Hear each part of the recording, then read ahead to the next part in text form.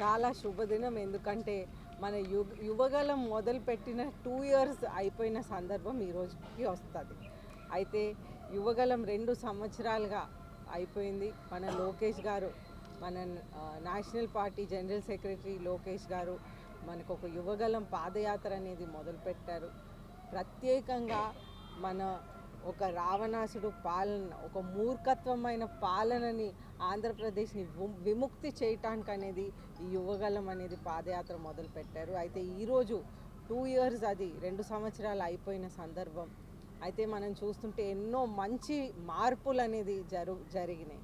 వారి యువగలం పాదయాత్ర చేయటం, అలాగే ప్రజలతో అన్ని విధాలుగా మమేకం అవటం, అన్ని వర్గాల ప్రజలతో మమేకం అవుతూ అందరితో మన కార్ మెకానిక్స్ అవనివ్వండి, లేకపోతే ఎలక్ట్రీషియన్స్ అవనివ్వండి, లేకపోతే ప్లంబర్స్ అవనివ్వండి, లేకపోతే రైతులు అవనివ్వండి, అన్ని వర్గాల ప్రజలతో మమేకమై వారు మన రాష్ట్రంలో ఉన్న కష్టాలన్నీ కూడా అర్థం చేసుకొని ఈరోజు మన హెచ్ఆర్డి మినిస్టర్, ఎడ్యుకేషన్ మినిస్టర్గా వచ్చారు. అయితే మనం చూస్తుంటే ఎన్నో మంచి మార్పులు మన రాష్ట్రంలోకి వచ్చినాయి. నారా చంద్రబాబు నాయుడు గారు ముఖ్యమంత్రి అయ్యారు. వారు 3వ ముఖ్యమంత్రి ఉన్నప్పుడు ఎన్నో పరిశ్రమలు మన నవ్యాంధ్రకి, ఆ రోజుల్లో ఉన్న లోటు బడ్జెట్ కొత్త రాష్ట్రం అయినప్పుడు కూడా తెచ్చారు.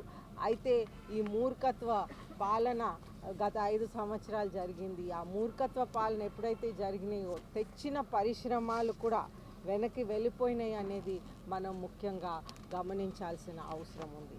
అయితే ఈరోజు ఆ వెళ్ళిపోయిన పరిశ్రమలు కూడా చంద్రబాబు నాయుడు గారు బ్రాండ్ చూసి, లోకేష్ గారు కృషి చూసి మళ్ళీ మన ఆంధ్రప్రదేశ్కి మళ్ళీ వచ్చారు.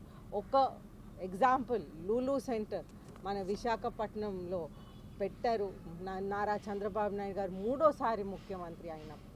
కానీ ఎప్పుడైతే వాళ్ళు ఒక మూర్ఖత్వ పాలన చూశారో, జే ట్యాక్స్ అనేది ఆ మూర్ఖత్వ పాలనలో కలెక్ట్ చేయటం జరుగుతూ ఉన్నదనేది కానీ మన చంద్రబాబు నాయుడు గారు బ్రాండ్ చూసి, మన ముఖ్యమంత్రి గారు బ్రాండ్ చూసి, మన లోకేష్ గారు కృషి చూసి మళ్ళీ లులు సెంటర్ కూడా మళ్ళీ వైజాగ్ అనేది మళ్ళీ వచ్చాయి.